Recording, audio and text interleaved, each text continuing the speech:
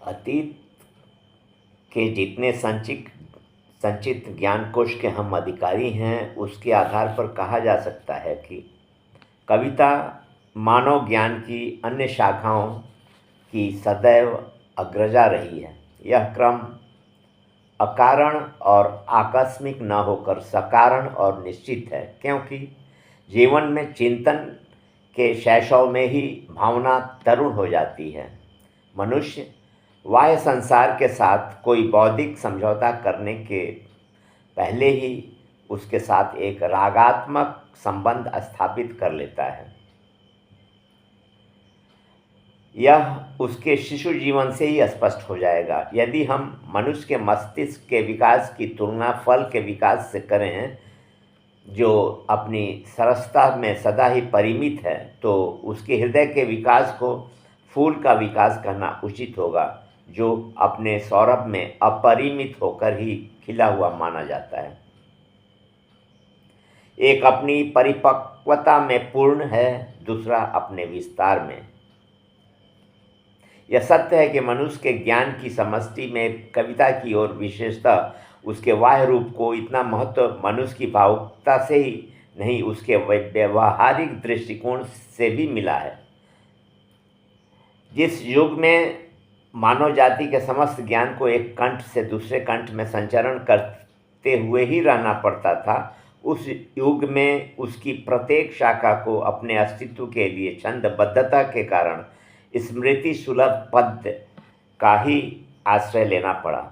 इसके अतिरिक्त शुष्क ज्ञान ने अधिक ग्राह्य होने के लिए भी पद्य की रूपरेखा का वह बंधन स्वीकार किया, जिसमें ध्वनि और प्रवाह से युक्त होकर शब्द अधिक प्रभावशाली हो जाते हैं।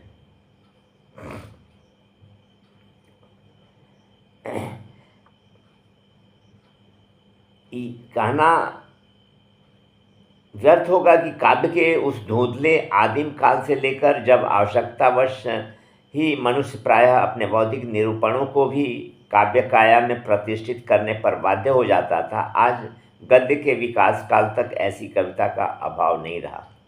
साधारणतः हमारे विचार विज्ञापक होते हैं और भाव संक्रामक। इसी से एक की सफलता पहले माननीय होने में है और दूसरे की पहले संवेदनीय होने में है।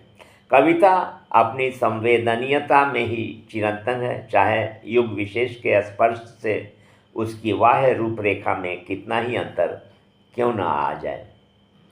और वह संवेदनीयता भाव पक्ष ही में अक्षय है। विज्ञान से समृद्ध भौतिकता की ओर उन्मुख बुद्धिवादी आधुनिक युग ने मानो हमारी कविता के सामने एक विशाल प्रश्नवाचक चिन्ह लगा दिया है, विशेषकर उस कविता के सामने जो व्यक्त जगत में परोक्ष की अनुमति और आभास से रहस्य और छायावाद की संज्ञा पाती आ रही है।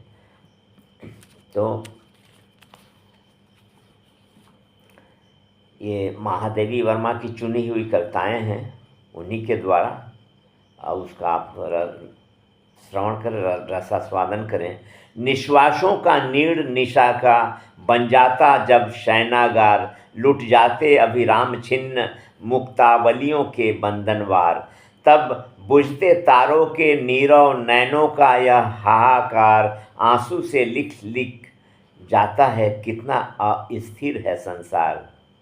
हंस देता जब प्राप्त सुनहरे अंचल में बिखरा रोली, लहरों का विचलन पर जब मछली पड़ती किरणें भोली, तब कलियां चुपचाप उठाकर पल्लव के घूंघट सुकुमार छलकी पलकों से कहती हैं कितना मादक है संसार।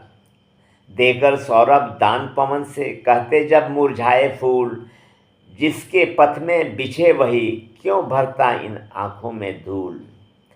अब इनमें क्या सार मधुर जब गाती भौरों की गुंजार, मरमर का रोदन कहता है कितना निष्ठुर है संसार।